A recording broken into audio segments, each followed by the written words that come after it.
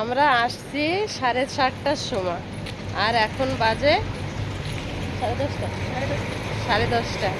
এখনো রান্না বান্না কিছুই করিনি। এখন গিয়ে রান্না বান্না করতে হবে, তারপরে খাওয়া দাওয়া করব, তারপরে ঘুমাবো। টাটা। রাধে রাধে, শুভ সকাল, সুপ্রভাত।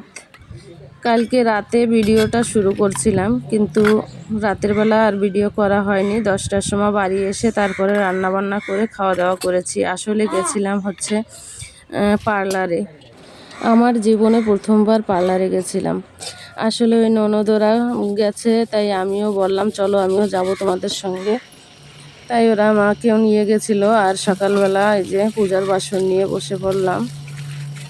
পূজার বাসন টাসনগুলি পরিষ্কার করে ধুয়ে ঠুয়ে তারপরে স্নান তো করে আসছি। স্নান করে পূজার বাসনগুলি নিয়ে বসেছি। এক এক করে বাসনগুলি সব পরিষ্কার করা হয়ে গেছে। এখন ধুয়ে ঠুয়ে উঠাবো। ফুল তুলতে হবে, ফুল তুলে নিয়ে তারপরে পূজাটা দিয়ে নেব।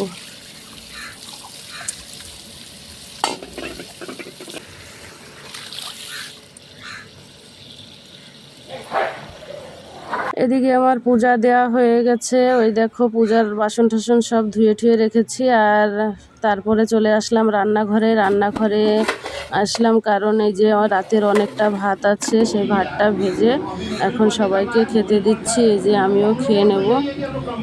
2 ছেলে, ওর বাবা, আমি 4 জনেই বসে পড়েছি। আর এদিকে শসা পেঁয়াজ কেটে নিয়েছি। তারপরে আর ভিডিও টিডিও কিছু করা হয়নি সারাদিন। রান্নাবান্নাও আর কিছু করিনি।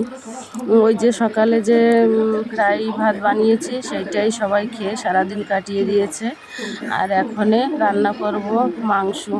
মটন আছে, মটন রান্না করব, আর হাঁসের মাংস রান্না করব। এখন বাজে 3টা, 3:30 বাজে। একটু জলদি জলদি রাতের রান্নাটা করছি, কারণ ওই যে সকালে খেয়েছে, সবার তো খিদে পেয়ে যাবে, যার জন্য সকালই রান্না করতে চলে আসলাম। 2 চুলায় 2টা সবজি বসিয়ে দেব, যার জন্য সব নিয়ে বসলাম। কারণ দেখবে একসঙ্গে সব মশলাপাতি সব রেডি টেডি করে নিয়ে বসলে রান্না করতে রান্নাটা জলদি জলদি হয়ে যায়।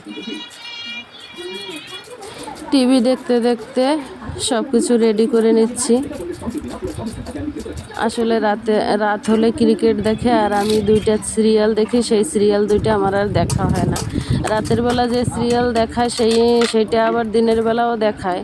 তাই আমি এখন এই যে বসে বসে সিরিয়াল দেখছি আর এগুলি সব রেডি করে নিচ্ছি।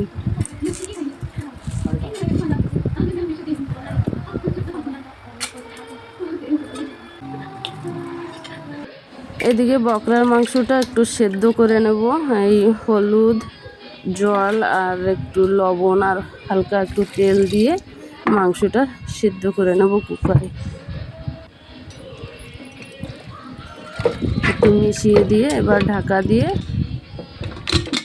বসিয়ে দেব। আর আদা রসুনগুলি পেস্ট করে নেব। এদিকে আবার 2টা আলু কেটে নিয়েছি 4 টুকরো করে, কারণ ওই খাসির মাংসতে 4 টুকরো দেব, আর হাঁসের মাংসতে 4 টুকরো। হাঁসের মাংসটা রান্না কমপ্লিট আমার। ভিডিওটা ভালো লাগলে লাইক, কমেন্ট, শেয়ার, সাবস্ক্রাইব করে আমার পাশে থাকবে।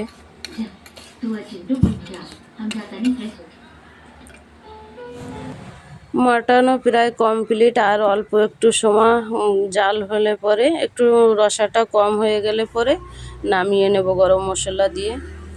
সবাই ভালো থাকবে, সুস্থ থাকবে। টাটা।